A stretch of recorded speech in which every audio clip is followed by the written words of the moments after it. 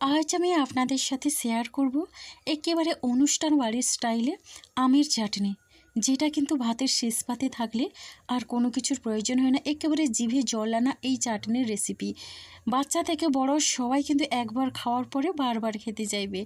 নমস্কার বন্ধুরা, মনীষা রান্নাঘরে সবাইকে স্বাগত। প্রতিদিনের মতো চলে এলাম আবারও একটা রেসিপি নিয়ে। আশা করি আপনাদের ভীষণ ভালো লাগবে। তাহলে দেখে নেওয়া যাক জিভে জল আনা আমের এই চাটনির জন্যে আমার কি কি উপকরণ লাগে। তো বন্ধুরা, এখানে আমি নিয়েছি প্রথমে দেখুন মূল উপকরণ 2 পিস কাঁচা আম, আর এই আম দুটো কিন্তু সাথে সাথে গাছ থেকে পাড়া হয়েছে। আর দেখেই তো বুঝতে পারছেন আমের গায়ে কিন্তু এখনও আঠা লেগে আছে। আমি কিন্তু এই 2 পিস আম বেশ ভালোভাবে ধুয়ে নেব। আমি কিন্তু আমার পরিমাণ মতো আম নিয়েছি 2 পিস। আপনারা চাইলে কিন্তু আমের পরিমাণটা বাড়িয়ে কিংবা কমিয়েও নিতে পারেন, তবে মশলাটা আমের পরিমাণ অনুযায়ী দিতে হবে। আমগুলো কিন্তু আমার বেশ ভালোভাবে ধোয়া হয়ে গেছে। এখন আমটাকে বেশ পরিষ্কার করে আমি খোসাগুলো তুলে নেব।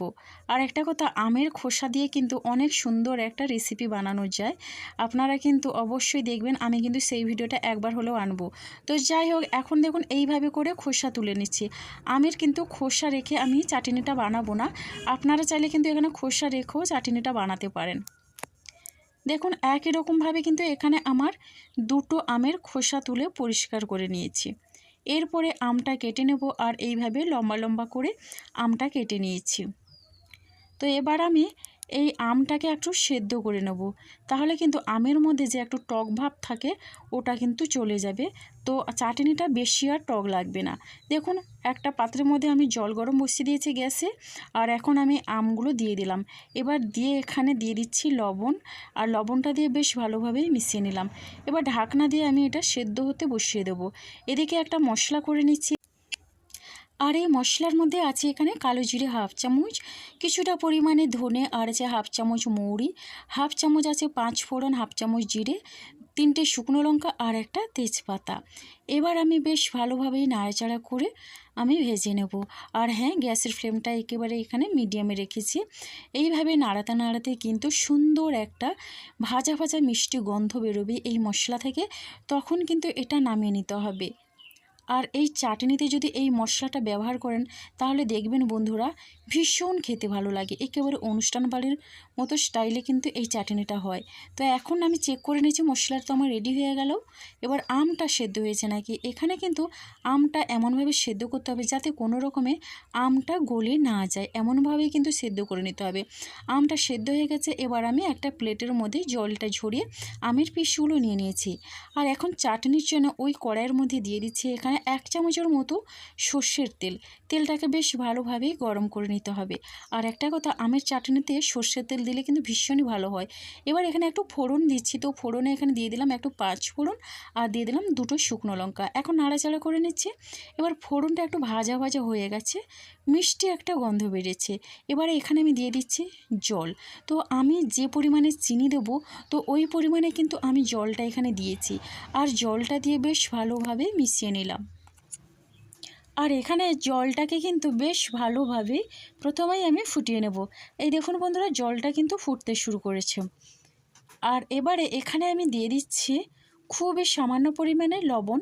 লবণটা একটু দেখে বুঝে দিতে হবে, যেহেতু আম সিদ্ধ করার সময় লবণটা দিয়েছিলাম। 1 চিমটে পরিমাণে এখানে দিয়ে দিলাম হলুদের গুঁড়ো, সুন্দর একটা কালার আনার জন্যে। আপনারা চাইলে কিন্তু এখানে একটু লঙ্কার গুঁড়োও দিতে পারেন। তো দেখুন বন্ধুরা, এখানে বেশ ভালোভাবে জলটা কিন্তু ফুটিয়ে নিয়েছি। এরপর আমি দিয়ে দিলাম চিনি। তো আমি এই বাটিতে চিনি দিচ্ছি। এই বাটির কিন্তু 1 বাটি পরিমাণে আমি জল কিন্তু দিয়েছিলাম। এবার বেশ ভালোভাবেই আমি চিনিটাকে জলের সাথে মিশিয়ে নেব, যাতে চিনির মধ্যে কোনো দানা না থাকে। তো দেখুন এইভাবে করে কিন্তু মিডিয়াম ফ্লেমে আমি অনবরত নাড়াচাড়া করে চিনিটাকে এইভাবে মেল্ট করে নিচ্ছি। জলের মধ্যে কিন্তু চিনিটা বেশ ভালোভাবে মেল্ট হয়ে গেছে, আর এইভাবে কিন্তু ফুটতে শুরু করেছে। আর এখানে কিন্তু হলুদটা দেওয়ার কারণে আর এইভাবে একটা কালার এসছে চিনির শিরার, তবে আমটা দিয়ে দিলে কিন্তু এই কালারটা আর থাকবে না। এবারে আমি সেদ্ধ করে রাখা আমের পিসগুলো দিয়ে দিচ্ছি। আমের পিসগুলো দিয়ে বেশ ভালোভাবে মিশিয়ে নেব। বন্ধুরা আমি কিন্তু এর আগে আমের খোসা রেখে চাটনি করেছিলাম, দারুণ হয়েছিল খেতে। তবে এটা কিন্তু আরও ভালো লাগে। দেখুন এবার আমি এইভাবে আমটা দেওয়ার পরে ফুটিয়ে নেব। আর এই চাটনিটা বানাতে কিন্তু বেশি সময় লাগে না, মাত্র কয়েক মিনিটের মধ্যেই রেডি হয়ে যায়। এবারে এখানে আমি ঢাকনা দিয়ে 3-4 মিনিটের মতো প্রথমেই মিডিয়াম ফ্লেমে আমের চাটনিটা তৈরি করে নেব। দেখুন আমটা কিন্তু খুব সুন্দরভাবে চিনির রসের মধ্যে মিশে গেছে। আর আরও একটু আমি এটা রসটা কমিয়ে নেব, এতে করে কিন্তু কি হয়, চিনির এই রসটা আমের ভেতর পর্যন্ত বেশ ভালোভাবেই ঢুকে আর আমের চাটনিটা খেতে তখন বেশ ভালো হয়। এবারে ওই যে মশলাটা করে রেখেছিলাম, এখান থেকে আমি হাফ চামচের মতো মশলা দিয়ে দিলাম। পরে কিন্তু মশলা আমি আরও অ্যাড করব, তবে এতটা মশলা আমি দেবো না, আমি কিন্তু তুলে রেখে দেবো। এবার দেখুন মশলাটা বেশ ভালোভাবে আমি মিশিয়ে নিয়েছি। আর এই চাটনিটা তৈরি হবে টক টক ঝাল ঝাল মিষ্টি মিষ্টি। তবে এই চাটনিতে মিষ্টির পরিমাণটা একটু বেশি হবে, কেননা এই আমটা কিন্তু অনেকটা মিষ্টি হয়। তো বন্ধুরা দেখুন এখন বেশ ভালোভাবেই এখানে একটু ফুটিয়ে নেওয়ার পরে চিনিটা কিন্তু অনেকটা ঘন হয়ে গেছে, মানে চিনির রসটা দেখে বুঝতে পারছেন অনেকটা কিন্তু ঘন হয়ে গেছে। আর এই আমের চাটনির কালারটা কিন্তু এবারে চেঞ্জ হতে শুরু করেছে। এবার দেখেই বুঝতে পারছেন আমের মধ্যে কিন্তু চিনির রসটা বেশ ভালোভাবেই ঢুকেছে। এই রকম লোভনীয় স্বাদের আমের চাটনি কিন্তু আমার চ্যানেলে আরও দেওয়া আছে, আপনারা চাইলে কিন্তু দেখে আসতে পারেন, ভীষণই ভালো লাগবে আপনাদের। এবার এই রকম আরও 2 থেকে 3 মিনিটের মতো আমি ফুটিয়ে নেব। দেখুন এবার আমি মশলা দিয়ে দিলাম, মশলাটা দিয়ে একটু বেশ ভালোভাবে মিশিয়ে নেব। এইভাবে কিন্তু 2 থেকে 3 মিনিটের মতো একটু মশলাটা দিয়ে একটু মিশিয়ে নিয়ে আমি আমের চাটনিটা রেডি করে নেব। বেশি সময় লাগে না কিন্তু এই আমের চাটনিটা বানাতে। আমের চাটনিটা কিন্তু এখানে প্রায় রেডি হয়ে গেছে।